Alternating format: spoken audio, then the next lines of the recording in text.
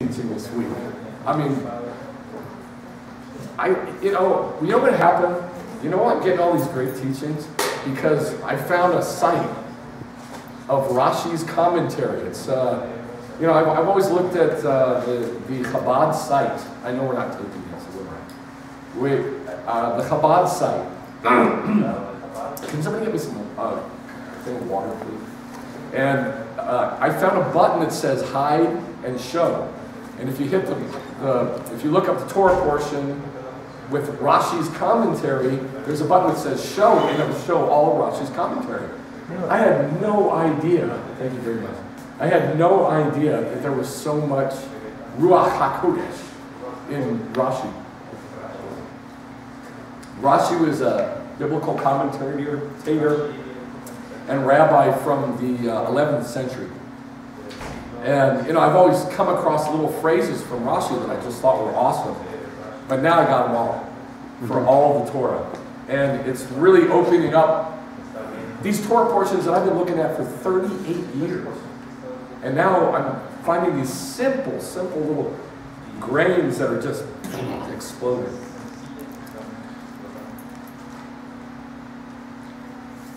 So you may not think so, but I think I'm getting some of the best teachings I've ever gotten in my life. Very cool. I mean, I'm just really excited about this.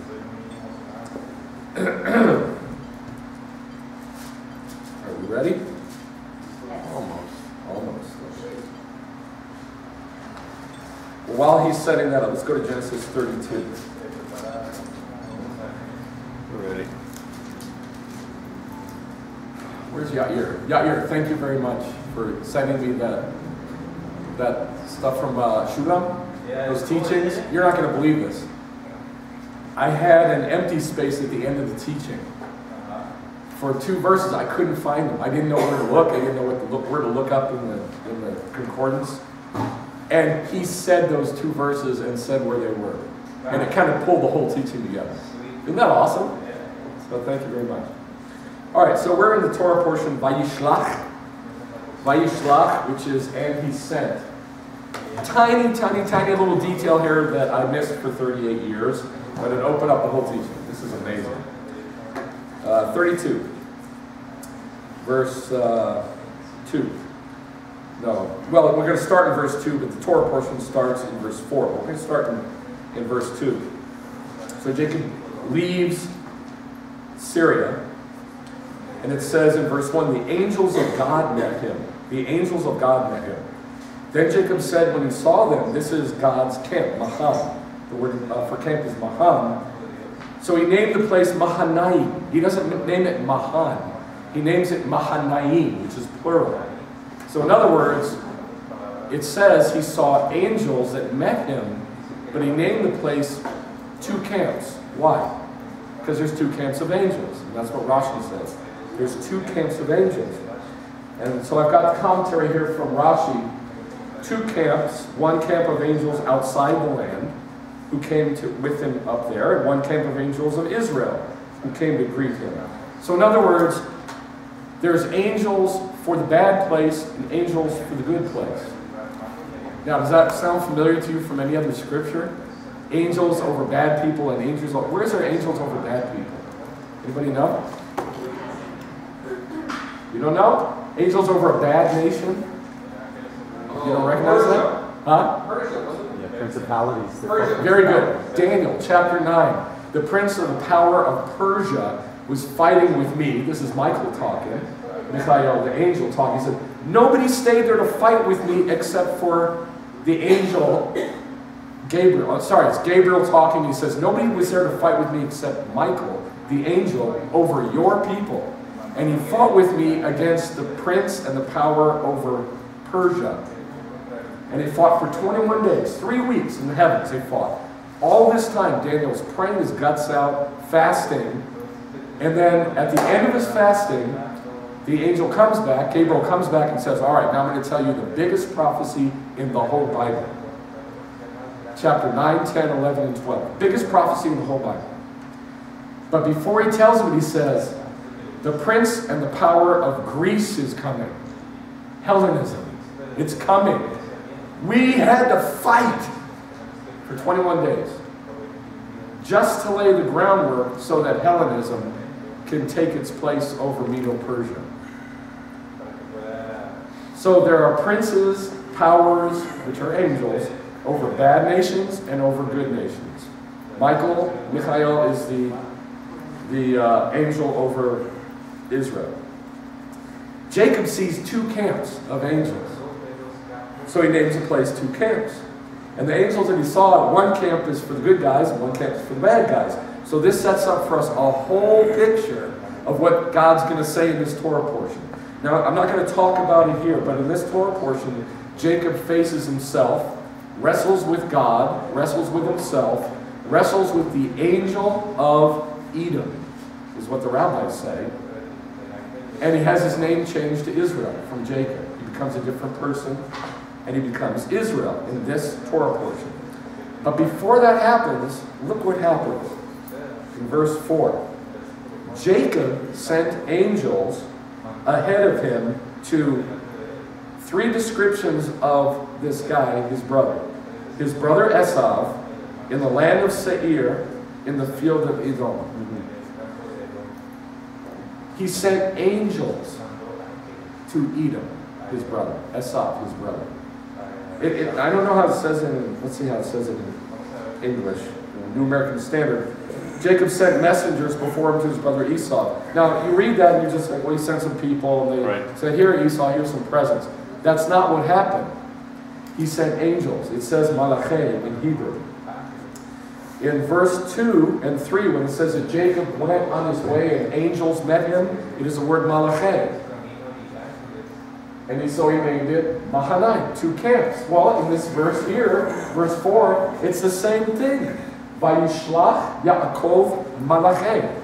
And he sent malachei to Esau. What is that? It's angels. Why did Jacob send angels to Esau? I never saw this. I've been a believer 39 years almost, and I never saw this. Because of the way it's translated, I just thought, well, he sent some dudes to Esau. And I never really saw a picture of it. I got an amazing picture out of it now. It's absolutely phenomenal. And you know what it is? This is the bottom line message. And I got it from this one verse. You Gentiles, you owe everything to the Jews. Everything. Amen. We Jews, we owe you everything. We Jews are supposed to pour out our lives for you. And you owe us everything because of that.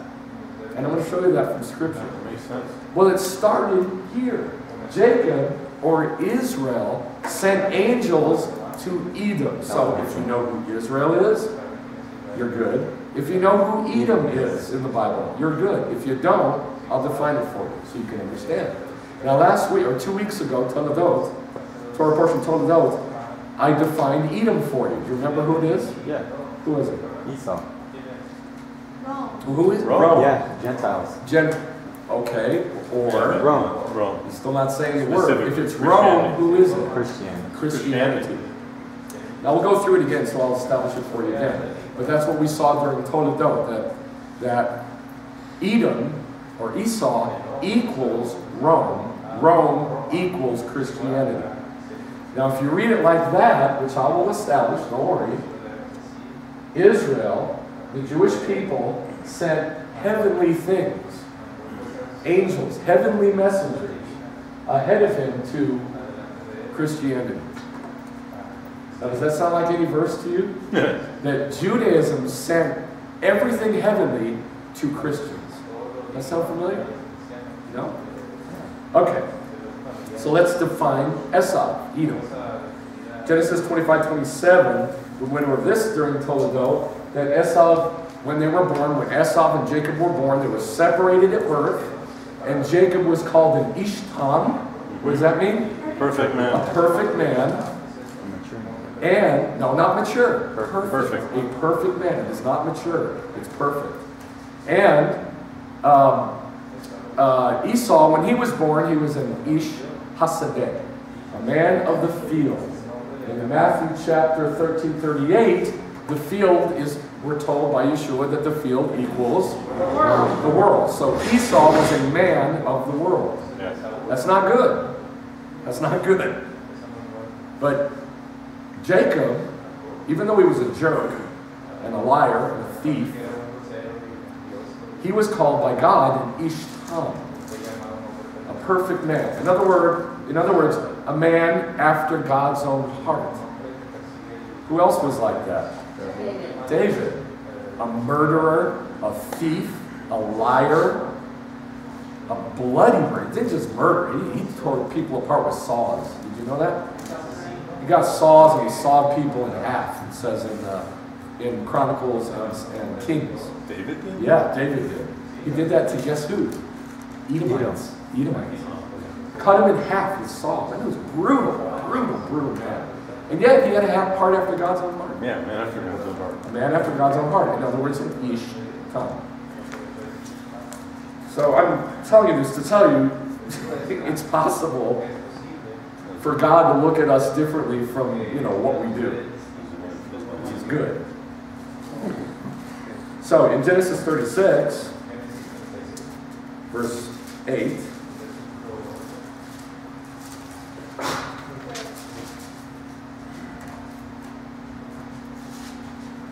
Esau lived in the hill country of Seir. Esau is Edom. So we're given just a very simple description that Esau equals Edom. Edom equals... Christianity. No, in the verse. Just in the verse. Oh, in the verse. The land is there. Okay, we'll do it again. Esau lived in the hill country of Seir. Esau is Edom. Esau equals Edom. Edom equals... Esau. Seir. Yeah, Seir. Seir. The land. Do it again. Esau lived in the hill country of Seir. Esau is Edom. Edom equals Esau. Esau equals Seir. Seir. So they're interchangeable, is what he's telling us. Is what Torah is telling us. That these three words are interchangeable. Okay. If you read the word Seir in the Bible, it's a mountain. That equals Edom. If you read the word Edom in the Bible, that equals Esau, for Esau. Simple. All right, Deuteronomy chapter 2. Deuteronomy chapter 2. And don't worry, we're not going to go through all of these. Don't fret. 2:5. Do not provoke them. Now he's talking about Seir. He's talking about Edom.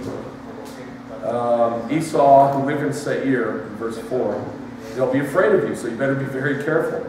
Don't provoke them, for I will not give you any of their land, even as little as a footstep, because I have given Mount Seir to Esau as a possession. Esau equals Edom, Edom equals Seir. Yeah. All right? In Psalm 60.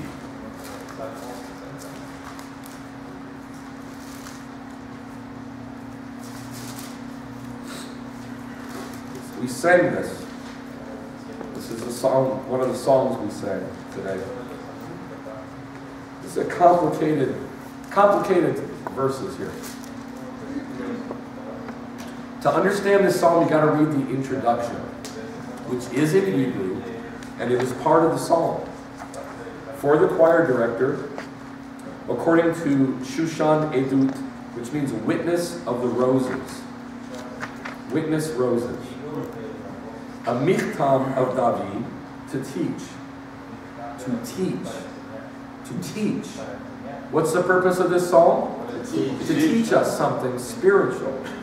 That's what it's for. When he struggled with Aram Naharaim, that's Syria, and with Aram Zova, also in Syria. And Joab returned and killed 12,000 of Edom in the Valley of Salt. So this psalm is to teach us about a warfare between who and who? Esau and Israel. This is about a warfare between Esau and Israel, or Jacob and Esau. That's what this psalm is about. Now let's look at verse 7. Gilad is mine, Manasseh is mine, Ephraim is the helmet of my head. This is God talking. Judah is my scepter, Moab is my washbowl. Over Edom I will throw my shoe. Shout loud, O Philistia, because of me. Now we don't understand what any of this means because we're Americans. Do you remember when Bush went to Where did he go with some Yeah, dude threw a shoe at him? I remember that. Where was that? Iraq? Was that in Iraq? A whole bunch of guys threw shoes at him. Well, they knew what that meant. We don't know what that means. In the Middle East, if you throw a shoe at somebody, it's like flipping them off and spitting them in the face. And it's supposed to shame them. Don't know how that works, but it was in the Bible. And he's saying, over Edom, I, God, will throw my shoe. So in other words, I want to shame them. I want to make war with them. I want to hurt them. I want them to feel bad and disgusted. And this is God talking. Verse 9, who will bring me into the besieged city? What city do you think he's talking about? Savior? Who will lead me to Edom? Now Edom, which was not a city, was it? There was no city called Edom, is now called a city. So we have Esau, Edom, Seir, and now it's a city. So what God is trying to do is try to build for us that Edom is not just a dude. It's a concept. It's a big, big concept. Who will lead me to Edom? Have not you yourself, O God, rejected us, and will you not go forth with our armies, O God? Give us help against the enemy, for deliverance by man is useless. So he's talking about this warfare between Israel and Edom, and it's begging God to help with this warfare. And we get some details here about Edom. Let's go to Psalm 137, also a difficult bunch of passages. Most people don't understand what's going on here, because it's just difficult. It's filled with imagery that we're just not familiar with. Psalm 137.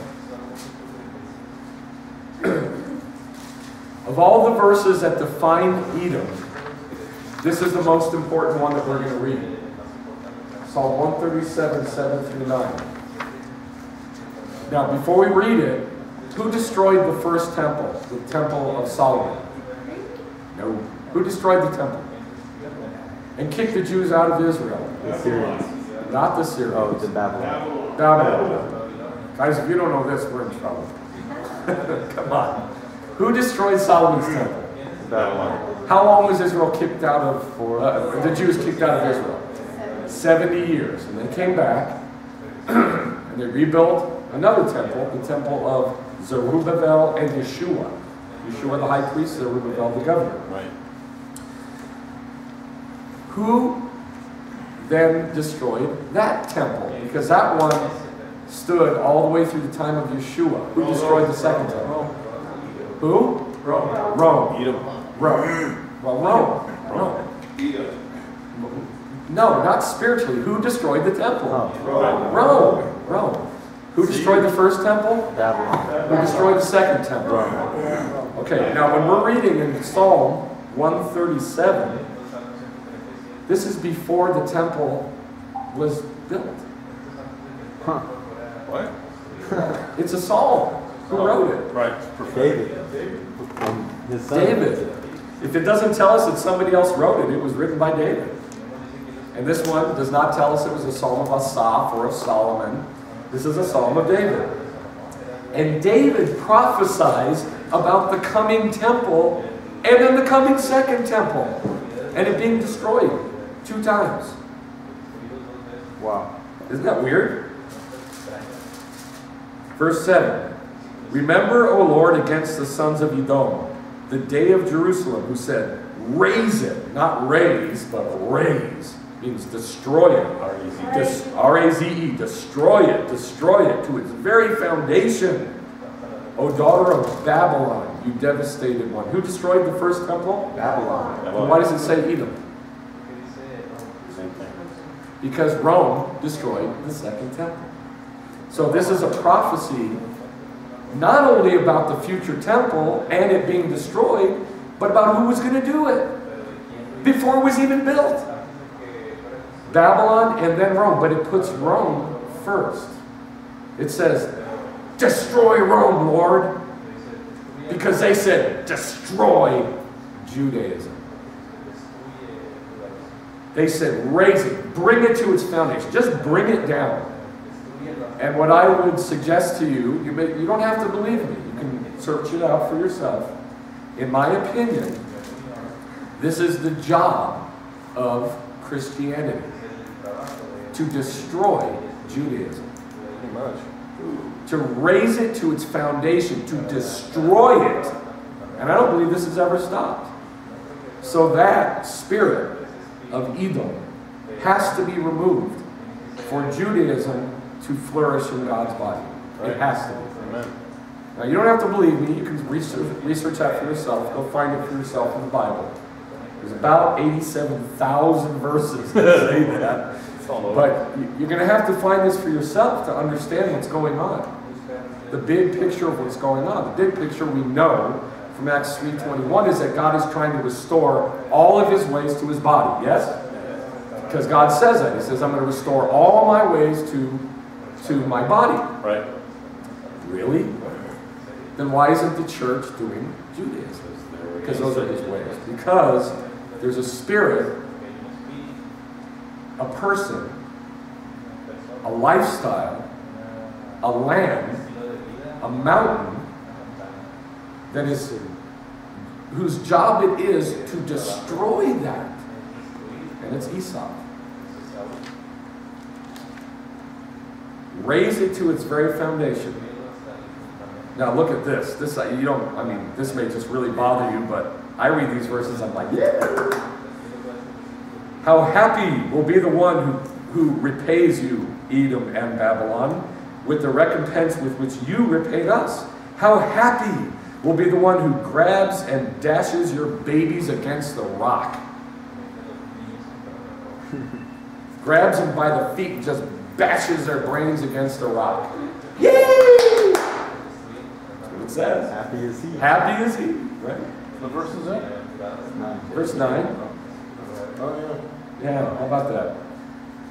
I think that verse used to really bother Eileen until she learned about who Edom is. And then it's like, yes, yes. I just watched a movie called Righteous Kill.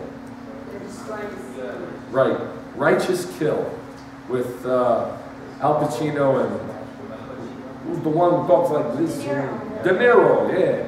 De Niro and Pacino. It's a new movie called Righteous Kill. They're cops. And there's a time to righteously kill. Amen. In the kingdom, that is going to take place. Not now, but in the kingdom. Until the kingdom comes, we got to cultivate this understanding. That guy, Edom, his whole job is to destroy the seed of God. That's what he's doing.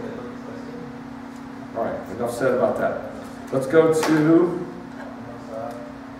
we're not going to read Isaiah 34. I'll just tell you what it says. Let's go to Isaiah 63 while I tell you what it says. Isaiah 63. Now Isaiah 34 says basically the same thing that Isaiah 64 says. Sorry, Isaiah 63 says. And it's a description of God coming and destroying all the evil people on the planet in a bloodbath. It basically says the same thing in Isaiah 34. But in this passage, it talks about Edom. Verse 1. Who is this who comes from Edom? From Edom. Why is God coming from Edom? He's either been there fighting or he comes out of there. Because that's where he is. One of those two. With garments of glowing colors from Bozrah. Bozrah was a city of Edom, of Esau. This one who is majestic in his garments, marching in the greatness of his strength. It is I who speak in righteousness, mighty to save. Well then why is your garment red and your garments like the one who treads in the winepress? Because I trod in the winepress all by myself, and from the peoples nobody was with me. I trod them in my anger and trampled them in my wrath, and their blood is sprinkled on my garments. That's why. That's why I got it all over me. So my question is, why is he coming from Edom? Now in Ezekiel 34, it says God is going to descend to judge Edom.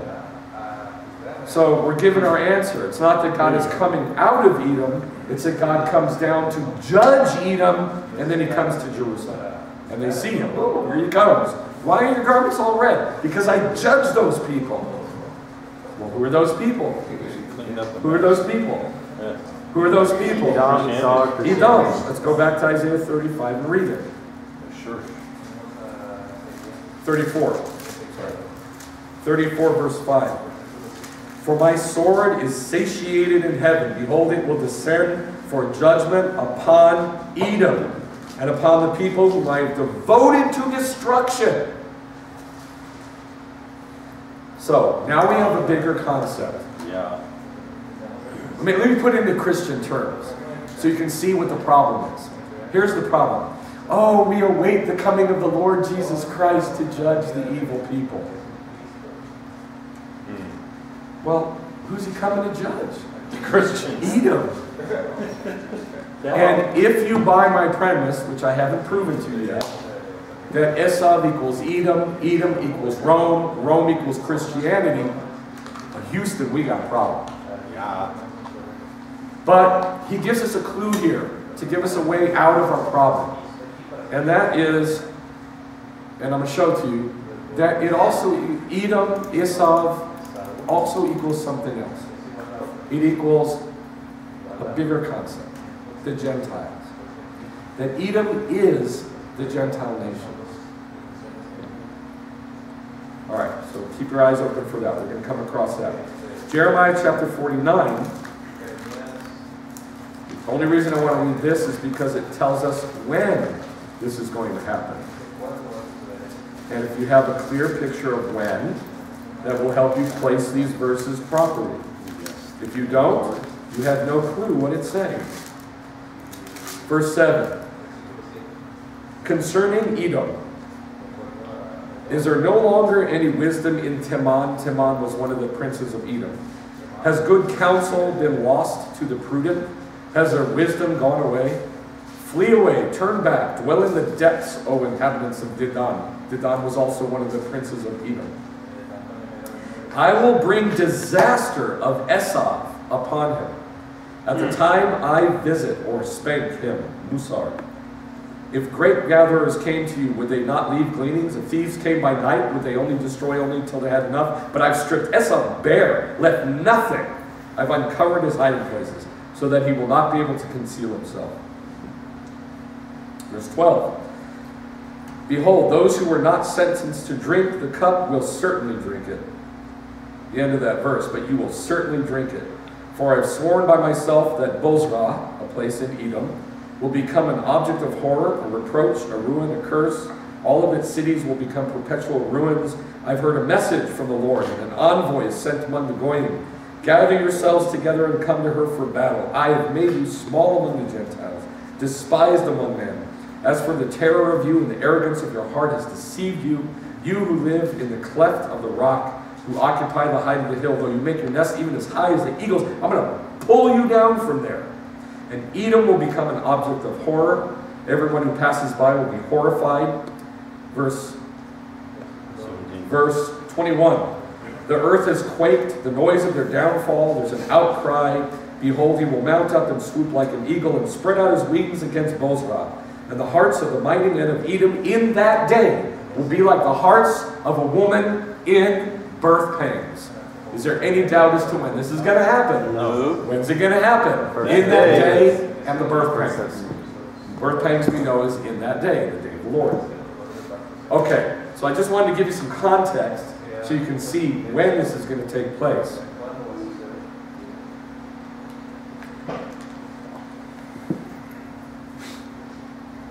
If I had never heard me speak before and I came in here, I'd think, what the hell are you doing? You're supposed to be blessing the body and saying, oh, body, it's so magnificent what you have awaiting for you. But you are. I am, that's right. That's what I'm going to get there. Don't worry. I'm going to get there, so be patient. You've been doing it. That is what this is. That's what this message is. But if you don't understand the whole story, you don't understand the story. Right. You got to understand the whole story.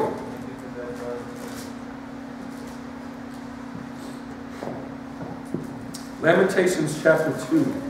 This was written by Jeremiah after the temple of Solomon was destroyed.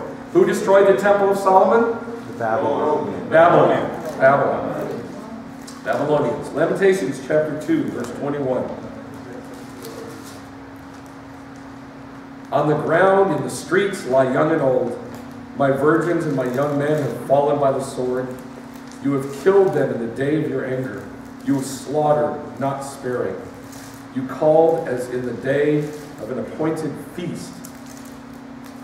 My terrors on every side, and there was no one who escaped or survived in the day of the Lord's anger. So this is telling us that the destruction of Babylon, the destruction by Babylon was a picture of the day of the Lord. Because he says in the day of the Lord's anger, in the day of the Lord's anger, anything like that, any title like that is the day of the Lord. Any verse that says Bayom Hahu, in that day, or the day of blank, fill in the blank, that's the day of the Lord. That's the kingdom.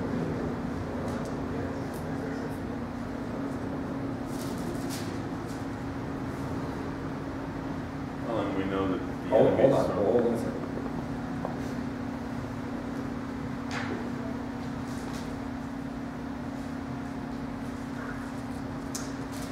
There's verses here about Edom, and I gave the wrong verse, or I didn't give the additional verse. Oh man, I can't find it. Maybe it's in chapter 1.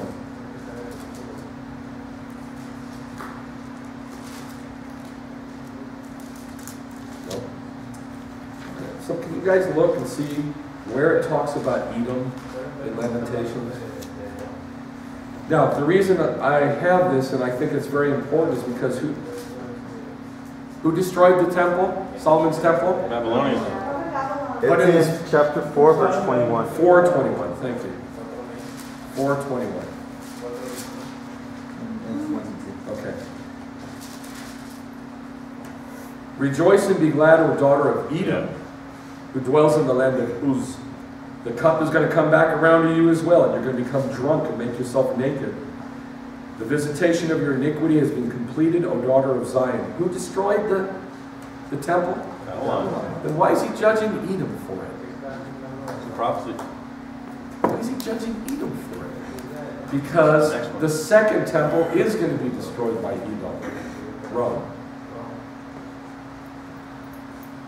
Now, Obadiah, we're going to skip the passage in Amos for right now. Let's go to Obadiah if you can find it. There's only one chapter. It's after Micah, after Nahum, after Habakkuk, after Zephaniah, Haggai. Whoop, past him. Where do you go? There he is. All right, after Amos, Obadiah. There's only one chapter, and the whole book is a prophecy against Edom. The whole book is against Edom. And in verse 8 and 9, verses 8 and 9, he says, will I not in that day, so this tells us when it is, in the day of the Lord, in that day, destroy wise men from Edom, and understanding from the mountain of Esau. Oh, the mountain of Esau. What is the mountain of Esau? What's it called? Seir. Seir? Yes, Seir. Seir. Remember, Edom equals Esau equals the mountain of Seir. Right. Mountains in the Bible, do you know what they are? What they're a picture of? Kingdoms. Kingdoms. So now we know that Esau is much, much bigger than a guy, much bigger than a few princes, much bigger than a landmass. It's a kingdom. And it's a kingdom in the day of the Lord. I'm going to destroy the mountain of Esau. Then your mighty men will be dismayed, O Timon, in order that everyone may be cut off from the mountain of Esau by slaughter. So, God is going to destroy Esau. Now, there's a reason for it. There's a reason for it. The reason I told you, basically, is that Esau is at war with the seed of God, and therefore at war with Israel, and wants to destroy, raze to its foundation all of God's ways. Look at Obadiah, verse 19 through 21, where the book ends. Those of the Negev. Now this is talking about Jews who live in the Negev, which is the south, the desert. The Jews who live in the desert will possess the mountain of Esau. What? Huh. What? Yeah. The Jews of the Negev will possess, own, be masters over the mountain of Esau. What's the mountain of Esau? The kingdom of Esau, the kingdom of Edom. So there's got to be some other verses that say that those Edomites are going to come under the Jews. There has to be.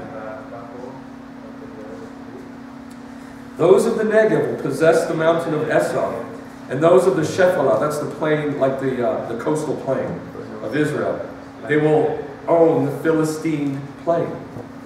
Also, they will possess the territory of Ephraim and the territory of Samaria, Shomron, and Benjamin will possess Gilad, which, by the way, is not biblical. Gilad was not given to Benjamin, so that tells us something big. Benjamin was given Jerusalem and the environment around Jerusalem.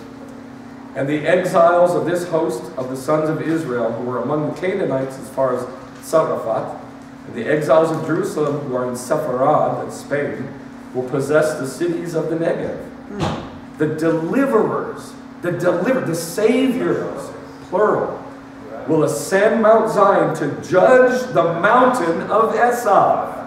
Wow. So the mountain, the kingdom of Esau, the kingdom of Rome, which I'll prove to you, is going to be judged by the deliverers.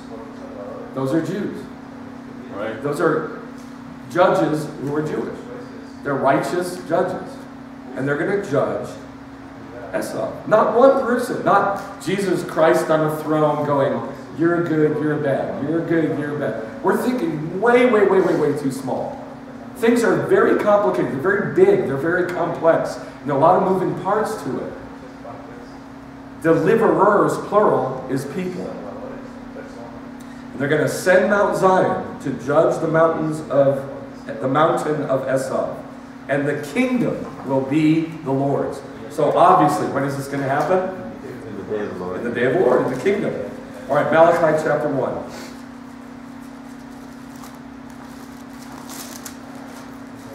Malachi 1, 1 through 3. The oracle of the word of the Lord of it to Israel through Malachi.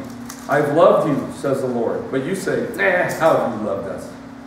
Nah, you love us. Nah, how do you love us? Yeah, you love us so much. And so God says, hey, wasn't Esau Jacob's brother? But I loved Jacob. But I hated Esau. And by the way, it's not hated, past tense. It's hate. Sinai. It's present continuous. It's not past. But I hate Esau, you know. That's God talking. So the word Sinai? Sinai. Sinai. Sinai. With a dot. Sinai. Not Sinai. Sinai.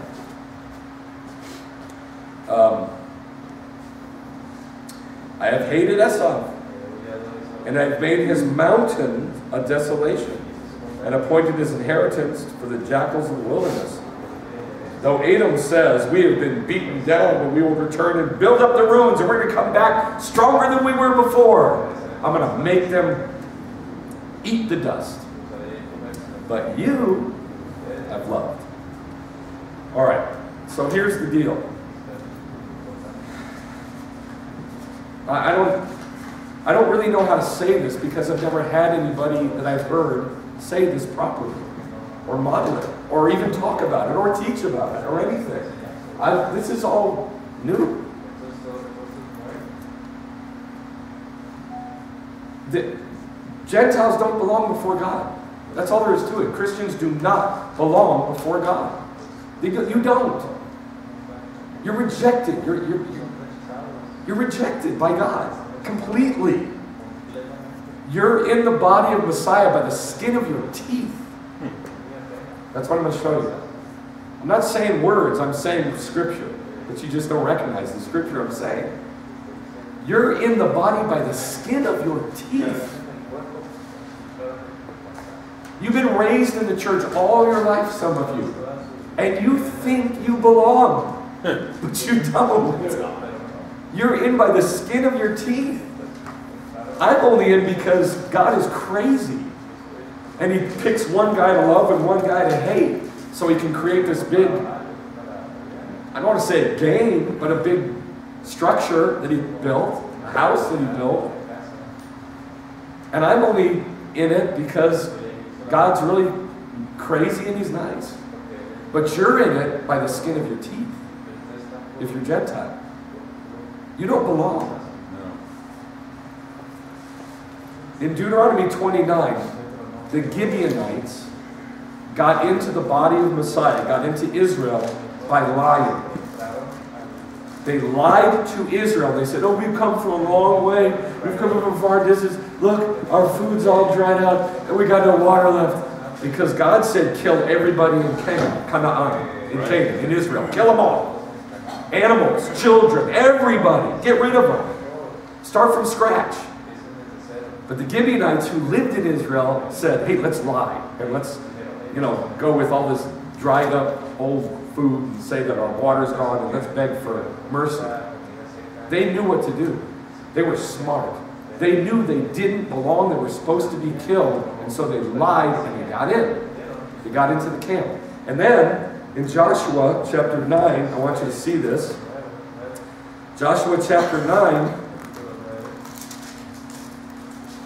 he curses them. And the curse on the Gibeonites was the biggest blessing that was ever given to anybody. Joshua 9, verse 21. The leaders said to them, let them live. So they became hewers of wood and drawers of water for the whole congregation, just as the leaders had spoken. Now you read that and you're like, okay, they became slaves.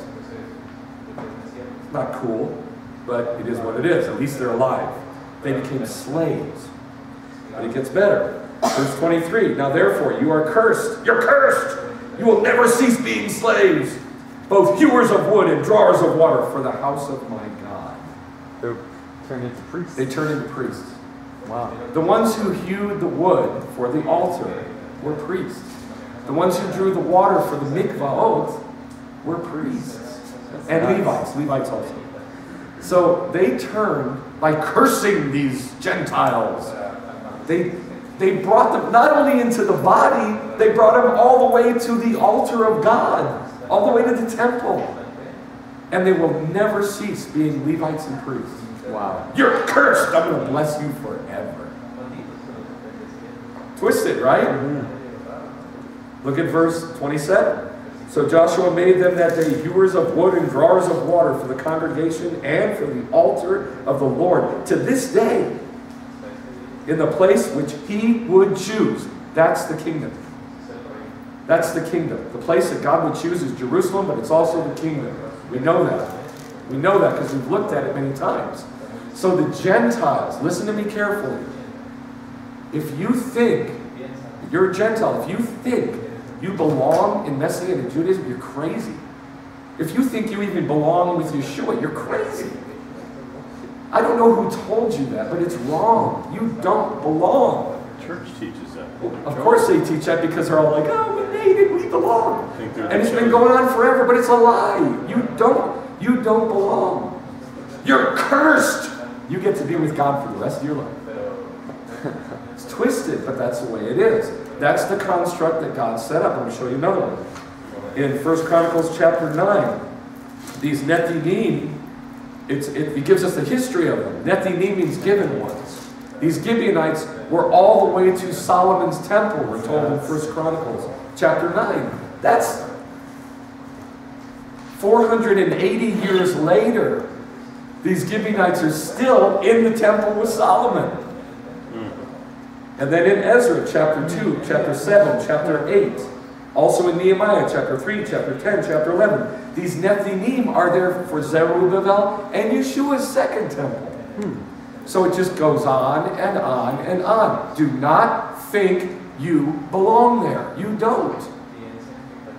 You Jews, you're supposed to be getting these Gentiles taught. That's your job, is to get the Gentiles taught.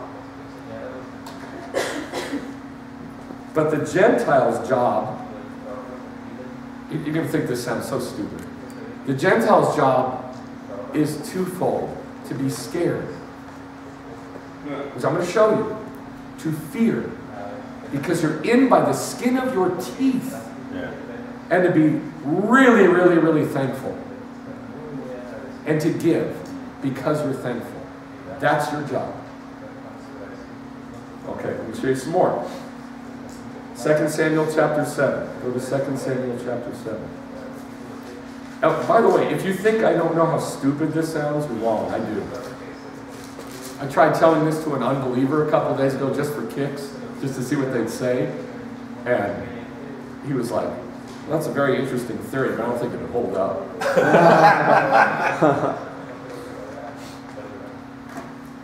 2 Samuel chapter 7.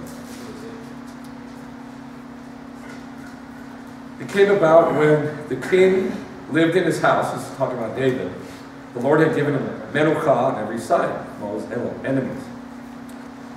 Verse 8, now therefore thus you shall say to my servant David, I took you from following the sheep and made you ruler. Verse 10, I will appoint a place for my people Israel and will plant them that they may live in their own place and not be disturbed again. Ever.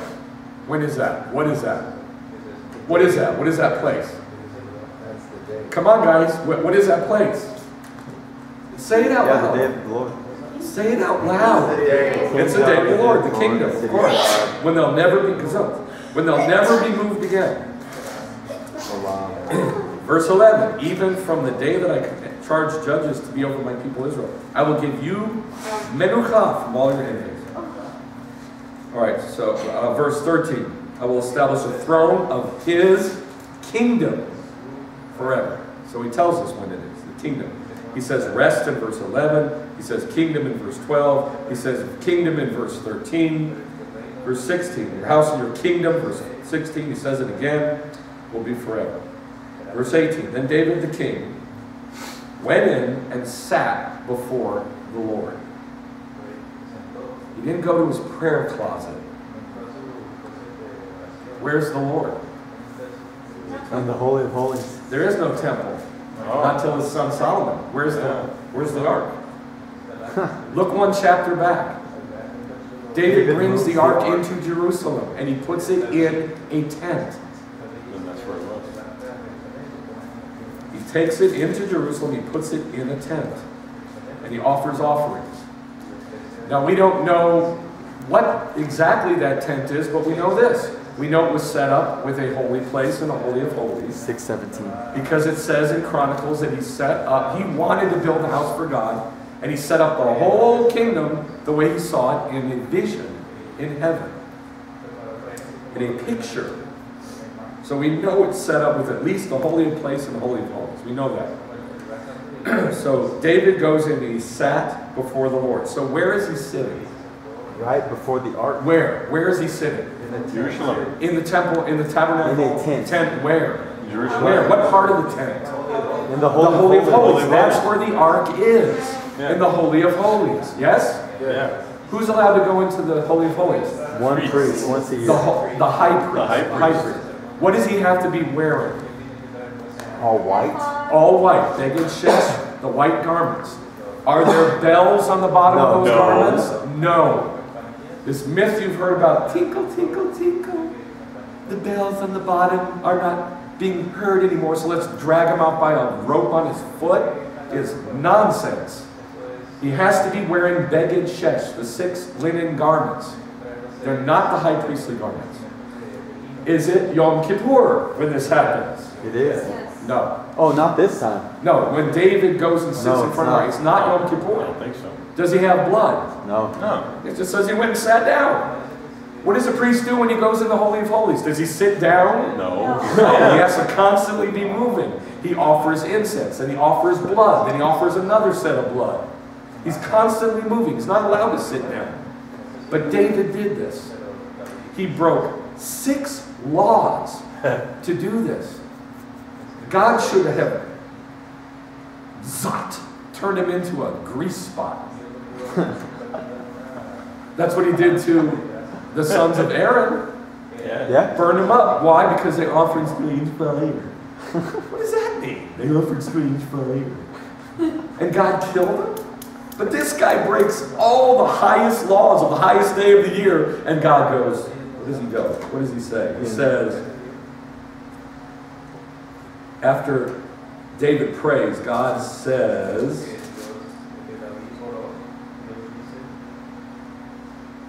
nothing. Not a word. Not a word. We don't see anything. Not a word. It just tells us what David prays, because God had already given him the promise. In those verses that we read in chapter 7, verses 1 through, verses 8 through 17. Promised him a kingdom. And so he goes and he sits in front of the ark. He does not belong there. He should have been killed. Does that make sense? Yeah. Does that make sense or not? Yes Yeah? and no. Did I establish that clearly? Yeah, that should. Okay, look at 2 Samuel 22. This guy who went and sat in front of the ark, who rules over Israel, says in 2 Samuel 22:44, you have delivered me from the contentions of my people, the Jews, and you have kept me as Rosh HaGoyim. Wow. Head of the Gentiles. The head of the Gentiles went and sat in front of the ark. He doesn't belong there. He doesn't belong there. Now that tent that David went and sat in, it's called, by Amos, the verse that we skipped, it's called the Sukkot David. Right. It's called the Sukkah of David. It's in Amos chapter 9. That's nuts. Isn't that nuts? He's the head of the Goy. Yeah, not the head of Israel, the head of the Gentile. Go figure. And that next verse, though, it says that he didn't know it. Right. That's right. The next verse it says he didn't know it. Amos chapter 9, verse 11. In what day? That day. What day? The kingdom. Day of the Lord. I will raise up the fallen sukkah of David, wall up its breaches, raise up its ruins, rebuild it as in days of old, that they may possess the remnant of Edom. What? Remember that verse that we saw that said that Israel will possess the mountain of Edom? Yeah. Remember that? Yeah. In Obadiah? Right. Here it is. Israel will possess the Gentiles. Right. Possess whoever Edom is. Edom will come under the hand of Israel. Think about what I'm saying. Christianity for 2,000 years, which I will show you is Edom, has reigned and ruled with severity over the Jews. Is that a fair statement? Yes. The Inquisition, pogroms, Christianity itself, gutting it of Judaism, Yeah. and then of course the Holocaust, which was done in a flowing out of, you're going to hate this, out of Christianity. Oh, absolutely. You can do that research on your own. For 2,000 years, the Jewish people have been ruled over by I'll just call it Christianity, but it's Rome. It's Edom. I don't like the word Christianity. It's not even an accurate term. We'll just say Christianity so you can understand what I'm saying.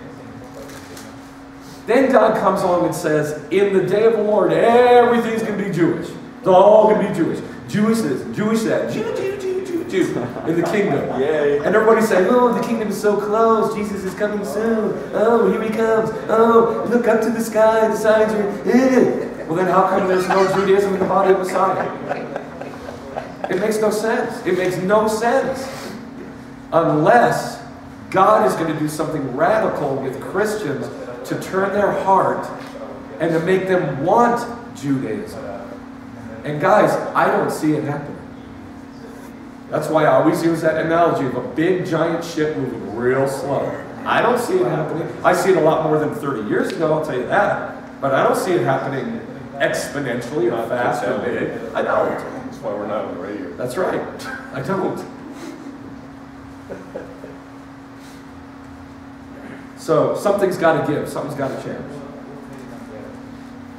Acts chapter 15. In Acts chapter 15, Jacob quotes this verse in Amos.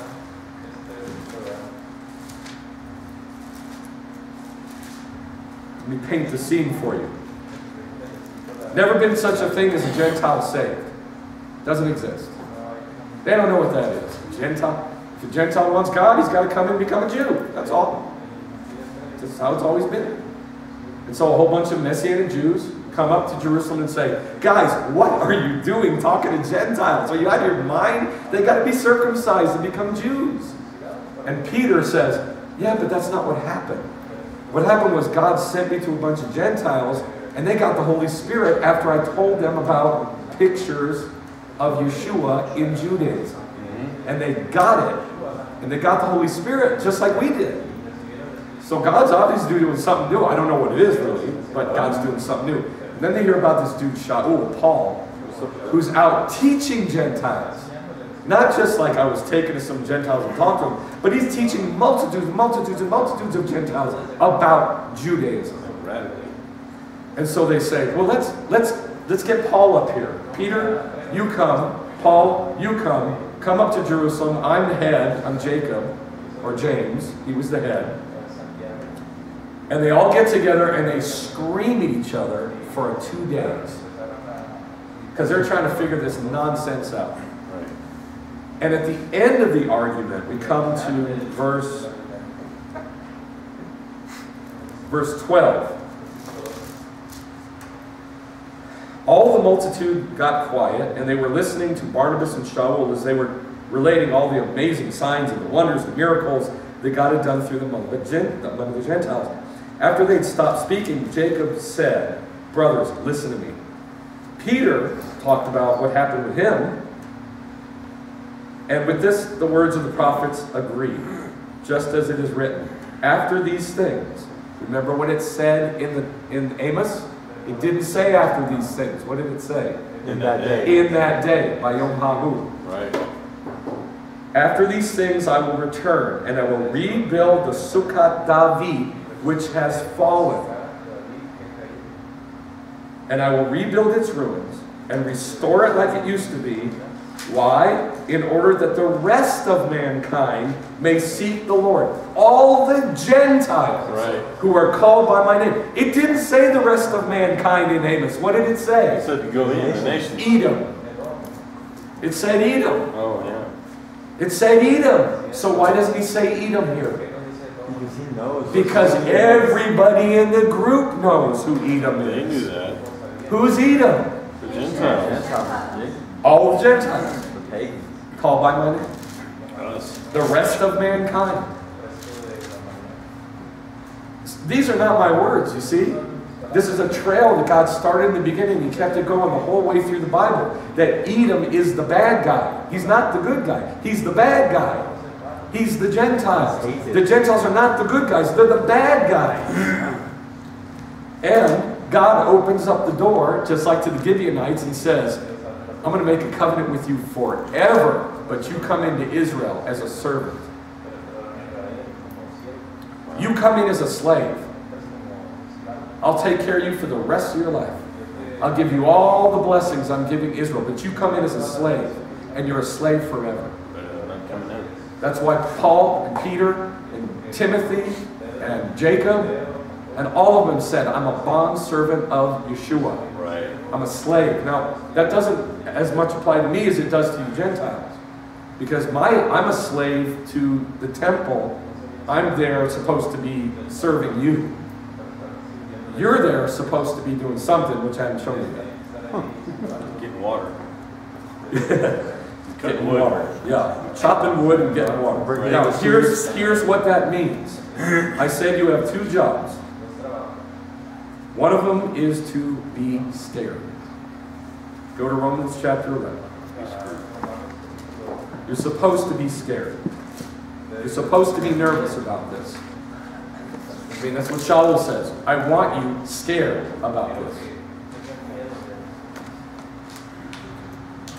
I'm just saying what Shaul said. I know it sounds weird, but it says what it says. See this picture? Yeah. Oh, sorry. Should we turn the light off so you can see better?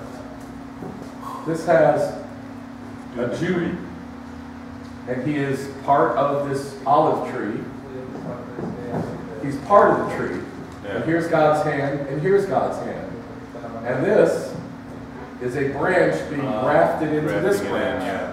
And this is a chick, and she's the Gentiles. Okay. Romans chapter 11. I mean, people love to quote this verse, these verses about the olive tree, the olive tree. Ooh, we're grafted into the olive tree. But they hate to quote this verse. Verse 25. Wait.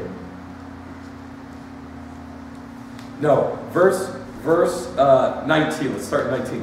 But you'll say, yeah, branches were broken off so I can be grafted in. Right. So I can be grafted in. I get to be grafted in. I'm a Gentile. I get to be grafted in. Such arrogance is basically the attitude that Paul's going to say. Such arrogance. I get to be grafted in. Jesus died for me. He died for me. The precious blood of Christ was shed for me. Such arrogance. Yeah, you're right. They were broken off for their unbelief. And you stand by your faith. So don't be arrogant, but Be afraid. fear. Be afraid. Don't be arrogant. Be scared. Because, for God's sake, He didn't spare the natural branches. You think He's going to spare you? Come on. He didn't spare the Jews who He loved. You think He's going to spare Edom, who He hated? Heck no. That's why you're supposed to be scared. I know I get very animated about it because I want you to feel the feelings that these verses have. They're not, be thou not arrogant, but fear. For He did not spare the natural branches, and so perhaps He won't spare you as well. I mean, he's trying to make you scared. He cut the Jews off who He loved, like His little baby. Kill him. You think He's not going to do that with you if you get arrogant against the tree? Not arrogance against God, arrogance against the tree. That's what He's talking about. He's talking about that tree, whatever the tree is. Israel. Abba. Say it again. Abba. Abba. Why are you saying Abba? Abba. The tree is father. No, the tree is not Father. Tree You're is wrong. Israel. The tree is Israel. Jews. The Jews. And the Gentiles, Edom, who are called by my name, are grafted in against nature. Against nature. You don't take a wild olive and stick it into a real cultivated olive plant. It don't work. You take a real olive branch, cultivated one, and you graft it into a real tree, which is what it says here. You do not take a wild olive branch and graft it into a real cultivated olive tree. It does not take. It doesn't work. But that's what God did. Just like the Gibeonites. He didn't spare the natural branches. He ain't going to spare you either. And it says, neither will He spare you. Neither will He spare you. He won't. Okay? That's scary. Yeah, I hope it scares you. Because if it does, I did my job. Well, the church All right, let's go back to the original premise. The church teaches us that fear is more of a reverence and respect than real It is fear. not a reverence of respect, it's a terror that you're going to get cut off. Right. That's not If it was reverence and respect, it would say Right. something good about God and just, have reverence and respect for Him. It doesn't say this, He's going to cut you off. Right. So fear. That's fear. Fear. Just to clarify, if you get cut off from this branch, you're going to be that blood that's on His garments when He's coming out of Edom, No. right? No, Okay. absolutely untrue. This is not about salvation. Whoa, sorry. This is not about salvation, the tree. Okay. The tree is about being in God's body of Israel and getting all the delicious sap that's in that tree. Got it. If you get cut off from the tree, it doesn't mean you lose your salvation. It means you lose being part of God's stuff. Okay. His family, his life, his house, his tree. Yeah. But it says you can be grafted in again. That's correct. That's Ooh. correct. Very good. That's Which good. verse is that? Thank you. Which verse is that? 23 or so? 23 or so? Yeah. Thank you very much. Oh, that's good too. Yeah, it is. Yeah, Where I is gotta it? find the positivity. Yeah, it's 23. Fine. It's 23? Okay. Yes. And they also, no, you're wrong. I'm wrong? You're wrong. Let's see. You're wrong. Read it again. Read it again. Verse 23, and they also, the Jewish people, they, Oh, if they do not continue in their unbelief, will be grafted in. For God is able to graft them in again. So it's talking about Not the Jews. you. Well, I was just reading. I guess I was right. I guess I wasn't wrong. Think about this. If you're cut off from that tree, and I would suggest to you that 95% of the body of Messiah is cut off from that tree. And they don't care. You being cut off from the tree of Israel doesn't make you stupid. It doesn't make you rich. It doesn't make you losing your salvation. It doesn't make you damned or cursed. It just makes you out of the tree and arrogant. Right. And out of the tree. Well, that's been the position of the church for 2,000 years. What else is new? Now, if you want to be grafted in that tree and stay in that tree, stay in the tree. Be afraid. Fear. All right, so let's go back to the original premise. The original verse. Jacob sent angels ahead of him to his brother Esau. Now, there are two quotes from these Jewish sources, and we went over these 2 weeks ago, from the Encyclopedia of Jewish Symbols and then the Encyclopedia of the Jewish Religion. I love these quotes because they're just nice little crystallizations of what Jews know to be true. Edom, the nation supposedly descended from Esau, was also a symbol for Israel's eternal enemy. Edom participated in the destruction of the first temple. Whoa. Yeah, whoa. Why did they say that? Why did they say that? Edom participated in the destruction of the first temple. Why did they say that? It should be Babylon. equating It was Babylon, right? Why are they saying Edom helped? Because of the verse that we read in Psalm 137. Edom. Judge them, God, because they said, raise it to its very foundation. They don't see it as prophecy, they see it as reality. Right. Like Edom was actually there saying, raise it. But they weren't, it didn't even exist yet. Remember, it's prophecy. So they miss that. But they see the truth that Edom was there saying, destroy it. Same spirit. Edom, right, same spirit. Edom participated in the destruction of the first temple, and their legendary descendants, the Romans, destroyed the second. Herod, the despised agent of Rome, was an Edomite. That is true. He was an Edomite. When Rome embraced Christianity, does that phrase bother you? When Rome embraced Christianity. Say it every week. Didn't they more than really just No, birth before it? Constantine. When Rome embraced Christianity. That is a true statement, and it should trouble you to your core. It's trouble. Because what the Jews know, that Gentiles don't know, that Christians don't know, is that every form of Christianity, even Messianic Judaism, Hebrew roots, all of it, its mommy is Rome. And that's where the milk comes from for the babies.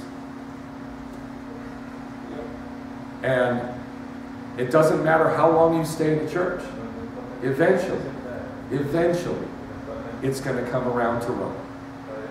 Communion is Rome. The way they do communion, that comes right out of pagan Rome. I mean, all you have to do is basically wait a couple months till you get to Christmas, and you're there. You're there in Rome. But It always comes up. It always comes back to Rome. Everything in the church comes back to Rome. Everything. Wasn't Christianity actually birthed in Rome, out of Rome, as opposed Yeah. to embraced That's by why, it? yeah, Christianity was birthed in Rome. That's why I don't like to use the word Christianity. Yeah. Its root, its daddy, its mommy, its foundation is Rome. Yeah. I'd rather call it churchianity. Yeah. Some people say churchianity. Same. Yeah. When Rome embraced Christianity, Edom became a symbol for Christian Rome. And then for Christianity in general. In other words, Edom equals Christianity. Now you can believe that or not believe it. I've been a believer 38 years. I've watched this play out 1 billion times. It always plays out. It always comes back to Rome. This spirit that wants to say, raise it to its foundation. Get rid of Judaism. It always comes back to Rome.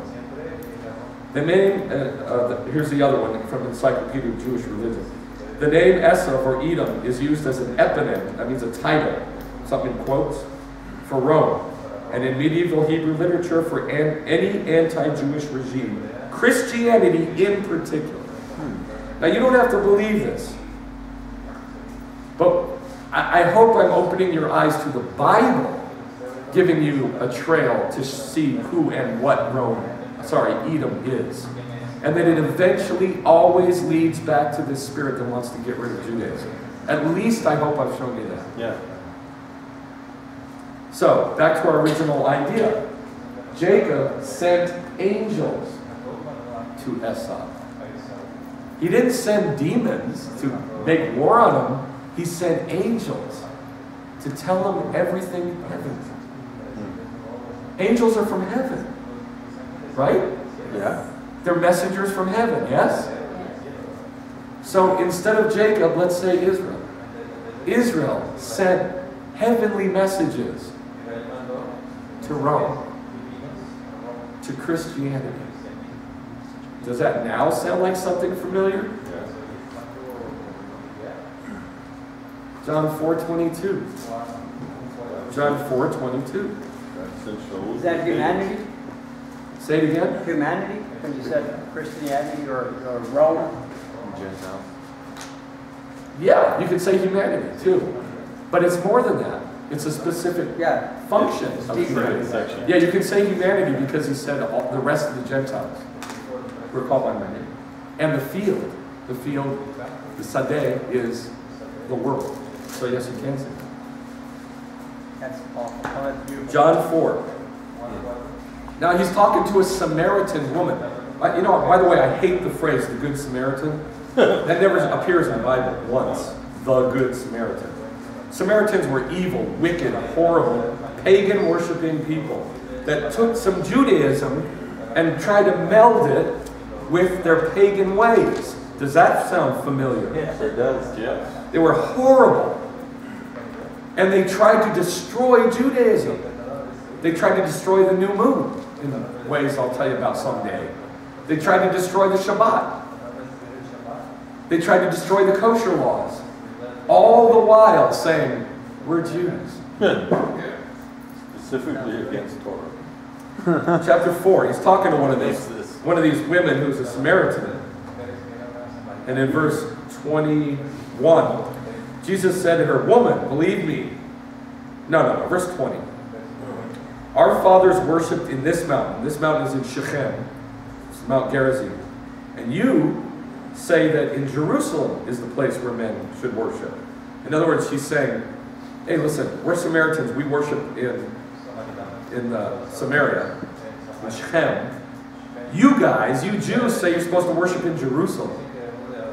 So Yeshua turns around and says, believe me, an hour is coming when you're not going to worship in this mountain or in Jerusalem. You're going to worship the Father because you worship what you don't even know.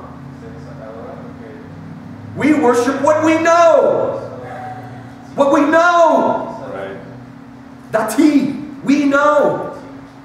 Dati. Lo da'at. You don't know who you worship, you ignorant jerk. You ever heard that verse said like that, haven't you? But that's what he said. He didn't go, thou knowest not who thou worshipest. We know, for salvation beeth from the Jews. No. That's got no power. It's got no passion. It's got no reality to it. He's talking to a pagan. He says, pagan, you don't know who you worship. We, the Jews, know who we worship. That's why salvation is from us, from the Jews. Fear. Be afraid. That's what he's saying. Yes. You want that good part so bad. don't you? Salvation is from the Jews. Jesus comes from the Jews. It's much more than that. I'm going to get there, but it's Okay. much more than that. We, you know, I know how you guys think. Believe me, I know. You want me to say Jesus is from the Jews because salvation is the word I just need to Yeshua. But now, hold on. Try to follow what I'm doing. I'm doing something very specific here. Salvation is Yeshua in Hebrew. Right. So we could just say, he's saying Jesus is from the Jews. Jesus is a Jew. Isn't that beautiful? But that's not what he's saying. It's bigger than that. He's saying this. Israel sent the heavenly message to Edom to save him. Right. Because he had mercy on him. But it didn't come from Christ. It came from who? Yaakov. Jacob, Israel. And Yeshua is being very, listen, I don't think we have a clue, one, about what Yeshua was doing here. I really don't. Jews didn't talk to Gentiles. Jews didn't talk to women. Men didn't talk to women. Right. For a variety of reasons. They're all in the Torah. He sits down on the well. You're not supposed to do that as a Jew. He breaks every law so he can tell her, woman, you don't know what the heck you're talking about. You're a pagan. You know nothing about God. We're Jews. We know God. We know God. That's what he's doing. Now, if you strip that out of his words, you're missing the point.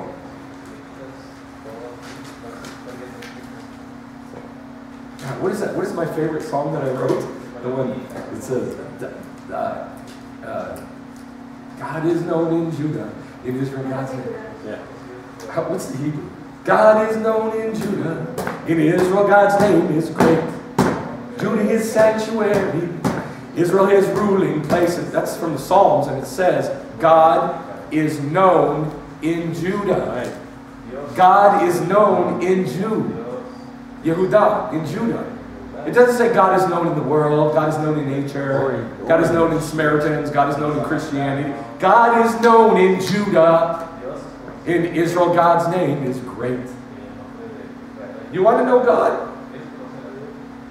You got to go where he is. No Judaism. In Judaism. I'm just assuming you want to know who God is. I'm assuming. Maybe I'm assuming too much. But if you want to know God, you got to go to the Jews. You got to go to Judah. I wish I knew what that psalm was. I don't know my own music well enough to tell you. But there's a psalm that starts God, and I can't remember the Hebrew either. God is known in Judah. That's what it says. No da bihuda. Thank you. No da bihuda Elohim. God is known in Judah. No da bihuda Elohim. No da bihuda Elohim. That should rock you to your core. Psalm 76. Thank you very much. Psalm 76. Okay. Psalm 76. There you go. All right. Go to Romans chapter 15. God is known in Judah. You don't know who you worship. You know, I don't want to offend you, but Go ahead. you know, I've been a believer 38 years, and I'm a Jew. And been in Messianic Judaism from the day I got saved. I never went into a church. And I don't think I know very much about the Bible. And I read it every single day, and I teach it.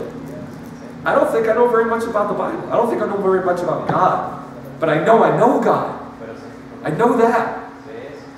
For 2,000 years, no, not that long, for about 1,400 years, if you said to somebody, dost thou know God? Do you know God? And even today, yes, I'm born again. That doesn't make you know God. That's not knowing God. Knowing God is getting to know God. And the only way to get to know this dude that you're married to, this guy that you're married to, this man you're married to, isn't that lovely that we're married to a man? Man, isn't that luscious?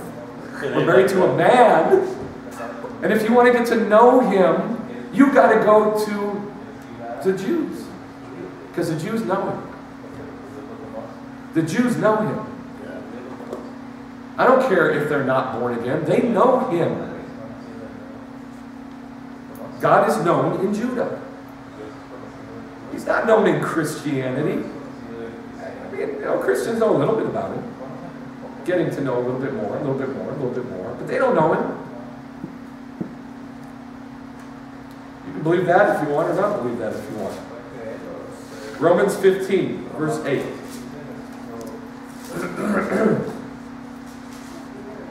I say that Messiah has become a servant to the Jews. Messiah has become a servant to the Jews. Look at me, please. You want to be like Messiah? Be a servant to the Jews. Messiah became a servant to the Jews. You want to be like Messiah? Right? Finish the sentence. Be like There you go. righteous Isn't that what they're Jews. doing? Serve the Jews. That's what they're Serve the doing. Jews. Serve the Jews. You want to be you want to be like Messiah? Serve the Jews. On behalf of the truth of God to confirm the promises from the fathers, and for the Gentiles to glorify God for his mercy, as it is written, therefore I will give praise to you among the Gentiles, and I will sing to your name. And again he says, rejoice, O Gentiles, with his people. That means the Gentiles came to his people. Right. The Jews didn't go out to the Gentiles and go, oh, let's all worship God together in the Lord and Savior Jesus Christ. Hallelujah! It means the Gentiles came to the Jews and they all worshiped together. And I will sing of your name. Praise the Lord, all you Gentiles. Let all the peoples praise him. And again in Isaiah, there shall come forth a root of Jesse, and he who arises will rule over the Gentiles. In him shall the Gentiles hope. All right. So he's setting up a construct here that Messiah served the Jews. So the Gentiles who get to come in with fear should do the same. I'm going to show you more. Chapter 15, verse 16. Same context. Same passages. To be a minister of Messiah Yeshua to the Gentiles, ministering as a priest the gospel of God, that my offering of the Gentiles. It doesn't mean like I'm lifting up the Gentiles as a priest, offering them. It means that the Gentiles gave an offering. And Paul's in charge of it. That my offering of the Gentiles might become acceptable, sanctified by the Holy Spirit. I'm going to prove this to you. One of Shaul's biggest jobs was to go out among the Gentiles and raise money. He was a money raiser. Right. His job was to raise money for Israel, for the poor Jews, Messianic Jews back in Jerusalem. That's what he did. And in all of his letters, he says it.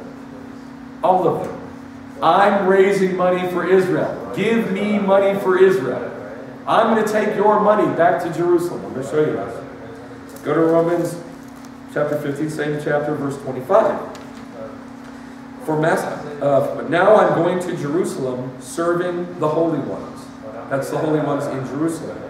For Macedonia and Achaia have been pleased to make a contribution for the poor among the holy ones in Jerusalem. Yes, they were pleased to do it. And they're indebted to them. They're indebted to the Jews. The Gentiles are indebted to the Jews. For if the Gentiles have shared in their spiritual thing, if Jacob sent spiritual, heavenly things ahead of him to his brother Esau, then what should Esau do? If the Gentiles have shared in their spiritual things, the Jews' spiritual things, then they're indebted to minister to the Jews in their material things. Oh, now you look uncomfortable. Some of you look really uncomfortable all of a sudden. You do. I'm telling you, you do. I can see it. If the Jews back in Jerusalem sent Paul to raise money to preach the pictures and the gospel of Yeshua, and to raise money for the guys back in Jerusalem, and the Gentiles like, oh yes, we want to give to them because they gave us that milk out of Jerusalem and we're eating it, we love it. It's not about me. I'm going to give back to them. And this is the problem in Christianity. It's all about me. Me. I'm going to give you the abundant life. You're going to have an abundant life. You're going to enjoy your days. And God's going to give you whatever you want. That's me, selfishness. That's why the Jews don't come to Yeshua. Because the Gentiles don't give a damn about the Jews. They don't. You guys never care. Listen, the reason I got born again is because there were some Gentiles who showed care for me. That's why I got born again. I don't know about any other experiences, but that's why I got born again. Because I said, my God, a Gentile actually cares about me? You got to be kidding me. Let's see if this thing is real. And it proved to be real. That's why I got saved. That's why many Messianic Jews that I've talked to over the years got saved. Because Gentiles showed them love. Now they didn't know anything, but they showed them love. Now I think, hope.